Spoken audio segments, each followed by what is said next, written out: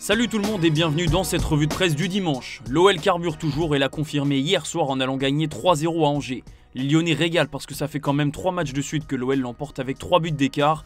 Georges Mikotadze a marqué, Ryan Cherki aussi, bref, tout va bien à Lyon.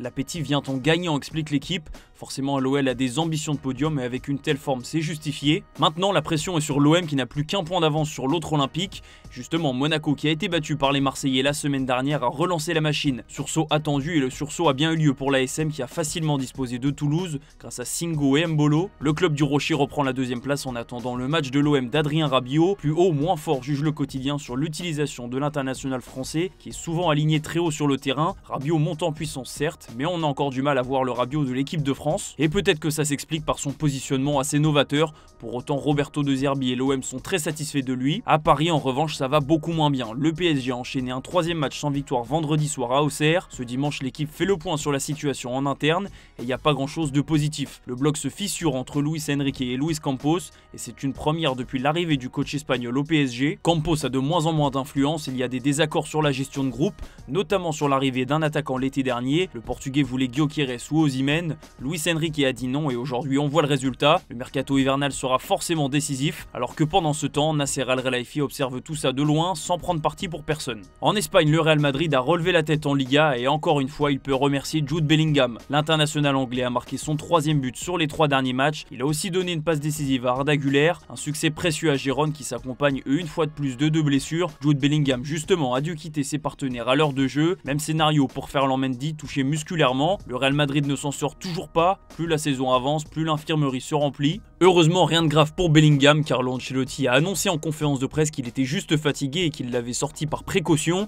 Il sera évidemment disponible pour le match contre l'Atalanta la semaine prochaine en Ligue des Champions. D'ailleurs, Marca parle du calvaire de Rodrigo qui n'est pas encore terminé. L'international brésilien avait fait son retour la semaine dernière, mais hier il était déjà absent du groupe du Real Madrid. Encore une fois, son corps l'a poussé à déclarer forfait, ce qui a au moins permis à Kylian Mbappé d'enchaîner. L'ancien du PSG n'a pas tout réussi, loin de là, mais il a marqué d'une belle frappe en angle fermé. L'occasion de reprendre confiance. Mbappé est un merengue plus craquant, titre l'équipe, de l'envie, des appels, un but, de quoi avancer un peu plus sereinement pour le capitaine des Bleus, parce que juste avant, le Barça n'a pas confirmé sa victoire à Majorque. Même avec Lamine Yamal titulaire et encore décisif, Barcelone a vu le Betis Séville revenir dans le temps additionnel. Le Barça donne de l'air au Real Madrid et Chris Sport, et c'est clairement le cas parce que si les Madrilènes gagnent leur match en retard contre Valence, ils prendront la tête de la Liga pour la première fois de la saison. On file chez nos voisins anglais où une excellente nouvelle attend Liverpool. Mohamed Salah devrait prolonger son contrat de 2 saisons, nous explique le Daily Mirror. L'Égyptien était plus chaud pour un bail de 3 ans, mais finalement les deux parties devraient s'entendre sur un contrat de 2 ans. Il faut dire que malgré l'intérêt de l'Arabie Saoudite, la priorité des priorités pour Salah, c'était de rester chez les Reds. Vu la saison qui est en train de sortir l'ancien joueur de l'AS Roma, c'est forcément positif pour Liverpool,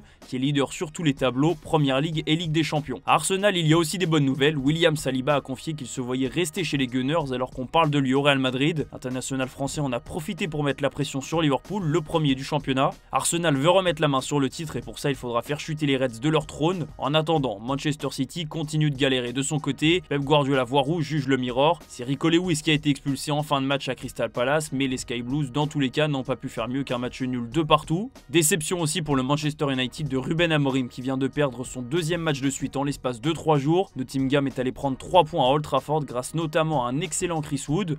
Le Daily Star parle aussi du terrible accident de Michail Antonio, l'attaquant de West Ham. Les Hammers ont publié un communiqué hier pour annoncer la nouvelle. Heureusement, l'attaquant jamaïcain est dans un état stable, conscient, mais les images de son véhicule sont effrayantes. Antonio serait resté bloqué 1h45 dans sa voiture en attendant l'intervention des secours.